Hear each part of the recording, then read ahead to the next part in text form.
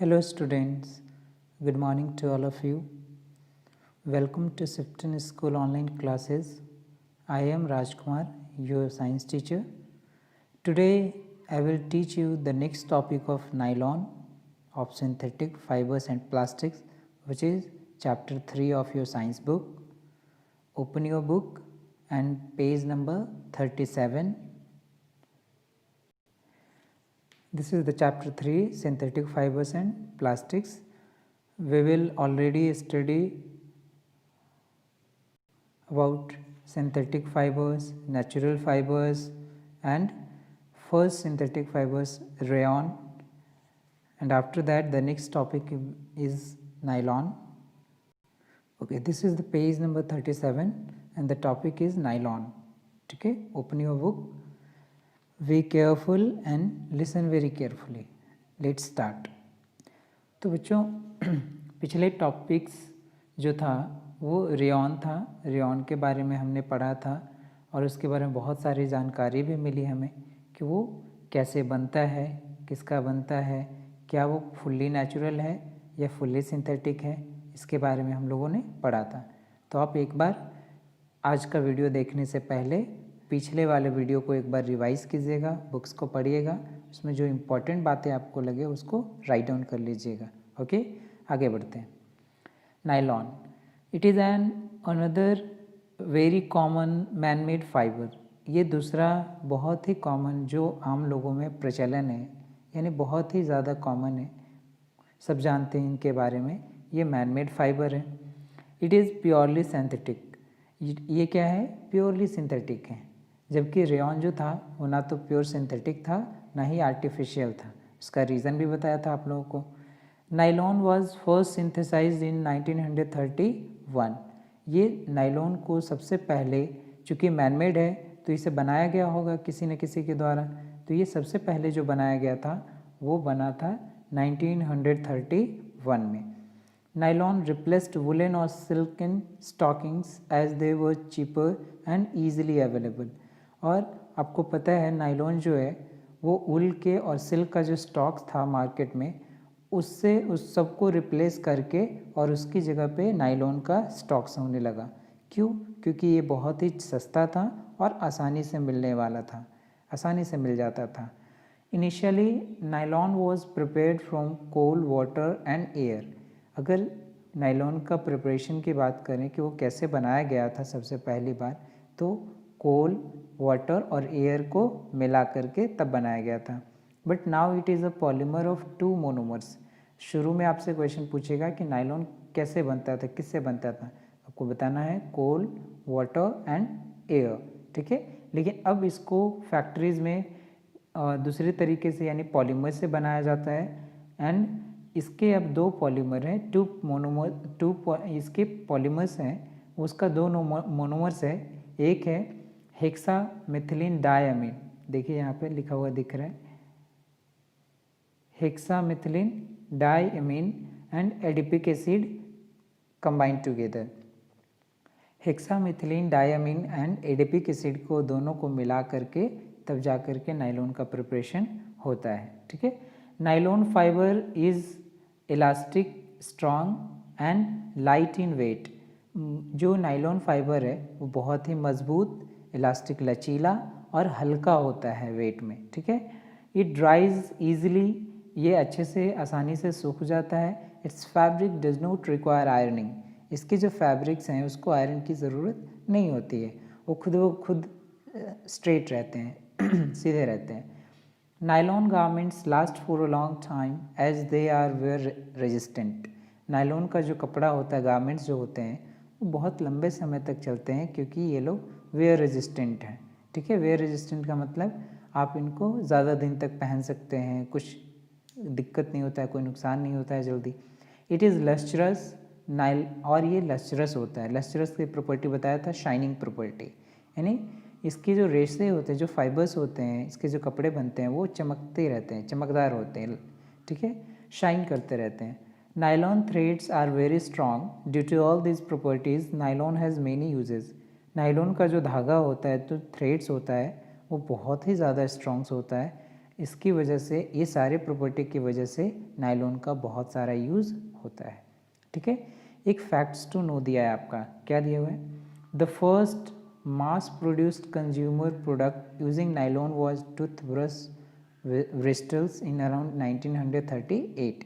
जो सबसे ज़्यादा प्रोड्यूस करने वाला और यूज़ होने वाला जो नायलॉन का एक प्रोडक्ट था, उसका नाम था, वो था क्या? Toothbrush bristles. जो टूथब्रश होते हैं उसमें जो ब्रिस्टल्स जो लगे होते हैं, वो जो दांत को घिसते हैं, वो इसी का होता है, नायलॉन का ही होता है। जो कब बनाया गया था? 1938 में। आज जो ब्रश करते हैं हम लोग, उसमें ब्रश में जो छोटे छोटे होते हैं फाइबर्स, वो इसी के होते हैं। नोमैक्स, सेकेंड पॉइंट है, Nomex a polymer is a type of nylon that is fire resistant. Nomex एक ऐसा पॉलीमर है जो नायलॉन का ही टाइप है, वो फायर रेजिस्टेंट है, यानी आग से बचाता है, आग नहीं लगती है उस कपड़े में। जब नायलॉन का ये जो नोमैक्स है, इसमें आग नहीं लगती है। Fireproof suits are made of Nomex. जब उस कपड़े में आग नहीं लगेगी तो आपको पता है लोग इसका ज़्यादा यूज़ करेंगे कहाँ पे? आग बुझाने वाले में। ठीक है, जो आग बुझाते हैं, फायर ब्रिगेड होते हैं, वो कपड़े इसी के बने होते हैं, उनके कपड़े। Another fibre use as heat and flame protection clothing is कमल। ठीक है, दूसरा जो फाइबर है वो हीट और फ्लेम को रोकता है, वो कौन है? कमल। ठीक है, ये भी एक पॉलीमर है जो नायलॉन का ही टाइप है, कमल। It is use as protective clothing in military uniform. और ये जो कमल है, कमल का जो कपड़ा होता है वो मिलिट्री यूनिफॉर्म के रूप में बनाया जाता है, क्योंकि उनको ज़्यादा ज़रूरत होती है हीट को और फिर लड़ने झगड़ने में, तो इन सारी चीज़ों में उनको ज़्यादा मजबूती देता है ये वाला। ठीक है, कमल। नायलॉन इज़ यूज इन, अब आगे पढ़ते हैं, नायलॉन का यूज़ क्या क्या होता है? मेकिंग ब्रिस्टल्स ऑफ ब्रूसेस, पहला। In textiles and also for making sheets, textile industries में जहाँ पे कपड़े बनते हैं वहाँ पे शीट्स बनाने में। It is blended with wool to make socks and sweaters, इसमें वूल के साथ मिक्सअप करके सॉक्स और स्वेटर्स बनाए जाते हैं। In the manufacture of cords and climbing ropes, cords के बनाने में, और जो पहाड़ पे चढ़ने वाली जो रस्सियाँ होती है उस रस्सियों को बनाने में। In making parachutes, sleeping bags, curtains, seat belts etcetera, parachutes बनाने में, फिर स्लीपिंग बैग्स बनाने में, फिर पर्दा बनाने, कर्टेंस बनाने में, सीट बेल्ट्स बनाने में, ये सारी चीज़ों में नायलॉन का यूज़ होता है। ठीक है, strength of fibres can be tested by the following activity. अब आपको पता होना चाहिए कि कौन सा फाइबर कितना मजबूत है, इसके लिए एक एक्टिविटी करते हैं। ठीक है, वो एक्टिविटी क्या है? Take 20 centimetre long threads each of cotton, silk, wool, nylon and rayon of the same thickness. 20 centimetre लंबा धागा लीजिए, किसका किसका? कॉटन का, सिल्क का, वुल का, नायलॉन का और रेयॉन का। ठीक है, एक ही मोटाई वाला, यानी मोटाई में डिफरेंसेस नहीं होनी चाहिए। Tie them one by one on the nail fitted on the wall और on a stand as shown in the figure. पीछे एक फिगर दिया हुआ होगा, उस फिगर को देखिए, देखिए फिगर है, धागे को दीवार से एक स्टैंड से बांधना है और एक बार दीवार से बांधना। ठीक है, इस फिगर को देखिए। हाँ, फिर क्या करना है? Tie them one by one on the nail fitted on the wall और on a stand as shown in the figure. या तो दीवार में जो नेल जो काटी लगाई हुई है उसमें बांध दीजिए, या तो फिर आप एक जो स्टैंड है उसमें, जो अभी फिगर दिखाया आपको, स्टैंड में बांध दीजिए। Now tie weighing pan on the other and.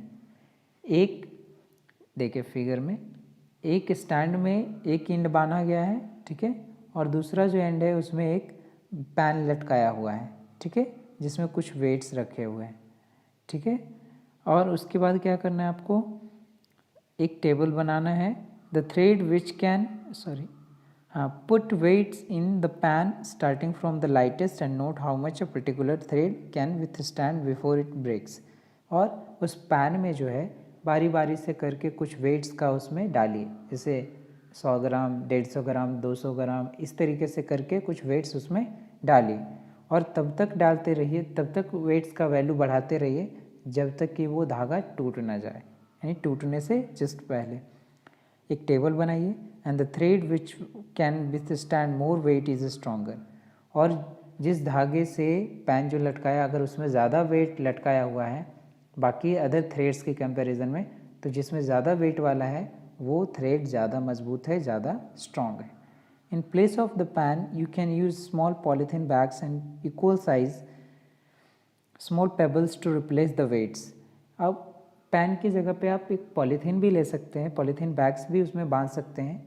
दीवार से जो नेल गड़ा हुआ है उसमें एक एंड धागे का बांध दीजिए और उस धागे का जो नीचे वाला पोर्शन जो दूसरा एंड है उसमें पॉलीथीन बांध दीजिए और उस पॉलीथीन में सेम वेट का ढेर सारा जो पेबल्स है, जैसे 100 ग्राम आपके पास है तो 100 ग्राम 100 ग्राम 100 ग्राम 100 ग्राम कर करके बार बार उस पॉलीथीन बैग्स में डालिए और तब तक डालिए जब तक कि वो धागा टूट न जाए, यानी टूटने से जस्ट पहले, ठीक है, टूटने से जस्ट पहले उतना वेट रखना है, ठीक है। यही है आपका एक्टिविटी। इससे आपको पता चलेगा कि कौन जो थ्रेड है, जो फाइबर्स है वो मजबूत ज़्यादा है, ठीक है। और ये टेबल आप बना लीजिएगा, आपको खुद पता चल जाएगा, ये एक्टिविटी कर सकते हैं आप। देखिए एक फैक्ट्स टू नो दिया हुआ है, nylon is manufactured in 2 forms. Nylon जो है वो 2 फॉर्म में, 2 रूप में बनाया जाता है, एक नायलॉन 66 एंड एक नायलॉन 6। ये 2 टाइप्स हैं, 2 फॉर्म्स हैं नायलॉन का। The monomers for both the fibres are different. Monomers for nylon 66 are adipic acid and hexamethylene diamine.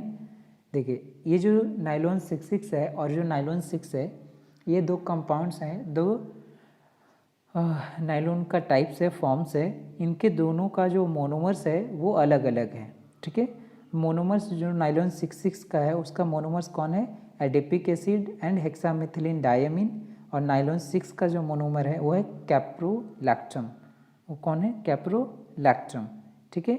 तो ये दोनों का मोनोमर्स याद रखिएगा कि कौन किससे बनाया जाता है। और जो नायलॉन 66 है और जो नायलॉन 6 है दोनों की प्रॉपर्टीज़ थोड़ी बहुत अलग होती है, ठीक है। दोनों डिफरेंसेस होते हैं। नायलॉन 66 ज़्यादा स्ट्रॉन्ग होता है नायलॉन 6 के कंपैरिजन में, ठीक है। और आपको यहाँ पे एक और चीज़ दिख रहा है, सारे जो टॉपिक्स हैं उसका डेफिनेशन के साथ लिखा हुआ है, तो आप एक बार इसको पढ़ लीजिएगा, याद कर लीजिएगा, ठीक है। आगे बढ़ते हैं। नेक्स्ट है आपका सिंथेटिक फाइबर्स, पॉलिस्टर। क्योंकि इसमें मेनली हम लोग सिंथेटिक फाइबर्स के बारे में पढ़ेंगे, नेचुरल फाइबर्स के बारे में तो उतना नहीं पढ़ना है, बस जानना है।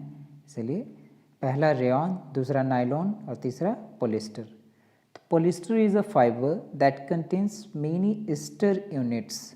देखिए पॉलीईस्टर, इसको अगर अलग अलग करेंगे तो जब आप 10th क्लास में जाइएगा तो आपको हम वहाँ पे पढ़िएगा ईस्टर के बारे में, ठीक है। पॉलीईस्टर, अगर ईस्टर और पॉली दोनों को अलग कर दें तो आपको दोनों से बहुत पता चलेगा। क्या, पॉली मीन्स बहुत और ईस्टर एक कंपाउंड है, ठीक है, एक ग्रुप है, एक 2-3 चीज़ों का ग्रुप है, ठीक है। कार्बन और ऑक्सीजन का ग्रुप है जिसमें डबल बॉन्ड होती है, तो वो आगे पढ़ना है आपको, अभी समझ में नहीं आएगा उतना, ठीक है। तो ईस्टर एक कंपाउंड है, एक फंक्शनल ग्रुप है जो बहुत ही ज़्यादा अलग प्रॉपर्टीज़ वाला होता है। तो पॉलिस्टर यानी ईस्टर ढेर सारा ईस्टर एक साथ मिल करके जो बनाएगा वो क्या होगा, पॉलिस्टर। तो polyester is a fibre that contains many Easter units. Polyester एक ऐसा फाइबर है जिसमें बहुत सारे ईस्टर यूनिट्स होते हैं, ईस्टर के यूनिट्स होते हैं। ईस्टर क्या है, एक कंपाउंड है, ठीक है, एक ग्रुप है, ठीक है। ढेर सारे एलिमेंट्स का, 2-3 एलिमेंट्स का ये ग्रुप है, वो आगे आपको पढ़ना है, अभी नहीं समझ में आएगा आपको। These ester units are formed by joining 2 monomers. ये जो ईस्टर है वो 2 मोनोमर्स को मिला करके बनता है। They are terephthalic acid and ethylene glycol. ये जो ईस्टर है ये दो मोनोमर से मिलकर के बना होता है। कौन कौन, terephthalic acid and ethylene glycol. The common polyester formed is also called Terylene और डैक्रोन। जो कॉमन पॉलिस्टर बनता है इन दोनों मोनोमर्स को मिला करके उसका नाम क्या रखा गया है, टेरिलीन और डैक्रोन, ठीक है। It can be blended when drawn into fine fibres thread that can be woven to make cloth. ये जो टेरिलीन और डैक्रोन है इसको ब्लेंड करके यानी मशीन में डाल के इसको पतले पतले धागे के रूप में, ठीक है, वो निकाला जाता है और फिर उस धागे से कपड़ा बनाया जाता है। Polyester fibre is very strong. Polyester का जो फाइबर होता है वो बहुत ही स्ट्रॉन्ग होता है। The crease is maintained and it ड्राइज easily. जो क्रीज है यानी जैसा एक बार आयरन कर दिया गया वो वैसा हमेशा रहता है, ठीक है, और आसानी से सूख भी जाता है। इट कैन बी ब्लेंडेड और woven with wool to make polywool और टेरेबल, ठीक है। इसको क्या किया जाता है, वूव करके यानी धागे को एक साथ मिला करके बहुत सारे धागों को उससे पॉलीवुल बनाया जाता है, टेरेबल बनाया जाता है। विथ कॉटन इट फॉर्म्स पॉलीकॉट और टेरिकॉट। जब पॉलिस्टर को कॉटन के साथ मिक्सअप करके बनाएंगे तो हो जाएगा पॉलीकॉट और टेरिकॉट, ठीक है। Terrycot has better crease maintenance than cotton but its water absorption is less than cotton. Terrycot क्या है, पॉलिस्टर और कॉटन को मिला करके बनाया जाता है, ठीक है, और पॉलिस्टर और वूल को मिला करके भी बनाया जाता है।